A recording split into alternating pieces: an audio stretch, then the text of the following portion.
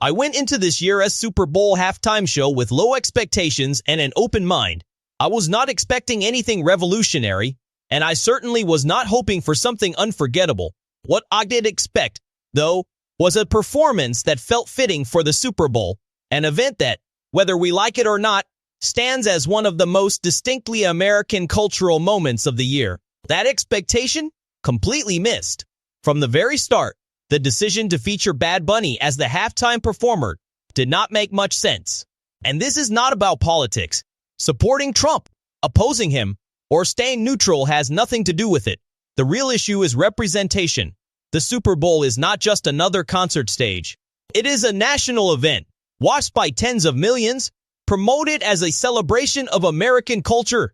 And this performance did not reflect that. Weeks before the Super Bowl, Donald Trump criticized Bad Bunny's selection as the halftime performer, calling it absolutely ridiculous. After the show ended, he renewed his attack, posting on Truth Social, "The Super Bowl halftime show is absolutely terrible. One of the worst ever. It makes no sense, is an affront to the greatness of America, and does not represent our standards of success, creativity, or excellence." In response, the conservative group Turning Point USA produced their own alternative event, the All-American Halftime Show, featuring Kid Rock and other artists. Founded by Trump ally Charlie Kirk, the concert was promoted on X by Trump-aligned figures, including Secretary of Defense Pete Hegseth, who shared the post with the caption, "The Hegseth family is watching." And while millions did watch the Super Bowl halftime show, viewing does not equal approval.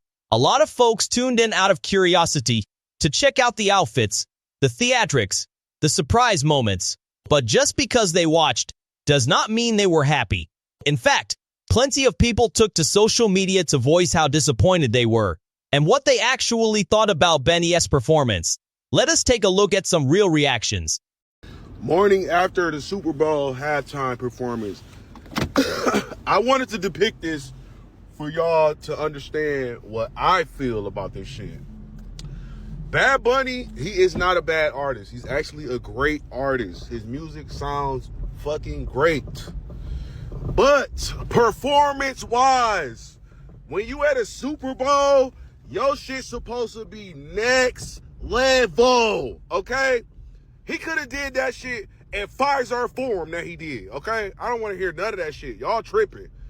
Like, I don't care that I don't know what he's saying. It ain't about that. Universal language is music, okay? That's what y'all need to understand. He did not entertain us. Because some of us do not know Spanish, don't know his music like that, you gotta find an outlet to entertain us. You did not bring Cardi B. You didn't do none of the relevant music, at least one song that we knew as a whole. That's cool. But the production was boring. We just got one watching the worst Super Bowl in the history of America. I don't care what the numbers say. I was watching Turning Point, but this is why. But I did go back and watch some of the clips of the Super Bowl. I'm gonna tell you why this was the worst, and it's not because we're racist. It's not because we don't like him because he's from Puerto Rico. This is the reason that it was the worst. America is an American it's an American spectacle. It's always United Americans, and this man came out with, it was all political. The whole messaging behind all of it was political. But then also he had foreign flags at the end of his video. This is America. You should not be flying foreign flags in our event. You can love your country, but that's disrespectful on the national stage to have a foreign flag. I'm so tired of these people coming to our country, kicking down the door to get here, but then putting their flag up instead of the American flag. If your country means so much to you, go back to where you came from. I'm not saying you can't love your country. You can't love where you came from.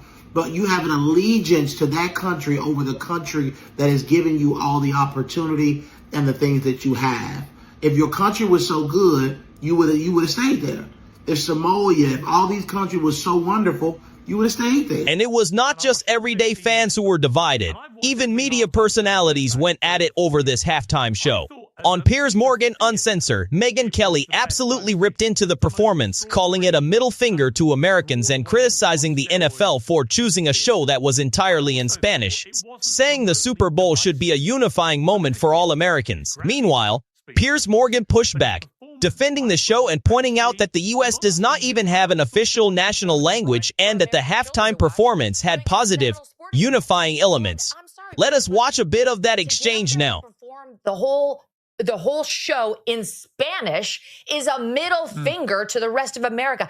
Who gives a damn that we have 40 million Spanish speakers in the United States? We have 310 million who don't speak a lick of Spanish. A pill or two, okay? We want something that we can all understand. I don't think Bad Bunny used his appearance to bash America, but I can't be sure because I didn't see any subcaptions on his Spanish language performance. But what about Pavarotti? So what about Pavarotti? America haters. What about? Yes, I would have, because we feature English-speaking performers at the quintessentially American event of the Super Bowl. We do Michael Jackson. We do Whitney Houston. We do great bands that love America, like American rap. That's a different situation. This guy who can't stand the country comes out and starts speaking in Spanish, and I'm sure the people in South Florida really enjoyed it. The people in an American territory, Puerto Rico, really enjoyed it. But the people in the heartland had no idea what the hell was happening. At the end of the day, this was not just about music or personal taste. It was about what the Super Bowl halftime show is supposed to represent. Yes, millions watch, but watching does not automatically mean approval. A lot of people tuned in out of curiosity, shock, or even disbelief, not because they felt inspired or proud of what they were seeing. The reaction tells the real story. From everyday fans to media figures like Megyn Kelly debating Piers Morgan, the country was clearly divided. That does not happen when a halftime show truly connects with the audience it is meant for. The Super Bowl is one of the few moments left that brings Americans together across generations, backgrounds, and beliefs, and this halftime show missed that mark for a lot of people. Meanwhile, the fact that an alternative like Turning Point USA's All-American halftime show even existed and drew millions of viewers says something important. Whether you loved it or hated it, it showed that a significant audience is hungry for something different, something they feel actually reflects their values and culture. So the real question is not how many people watched. It is why they watched and how they felt afterward. Now I want to hear from you. Did you actually enjoy the halftime show? Or did you watch just to see what the controversy was about? Do you think the Super Bowl halftime show should stay apolitical? Or is this just the new normal? Drop your thoughts in the comments. I read them all.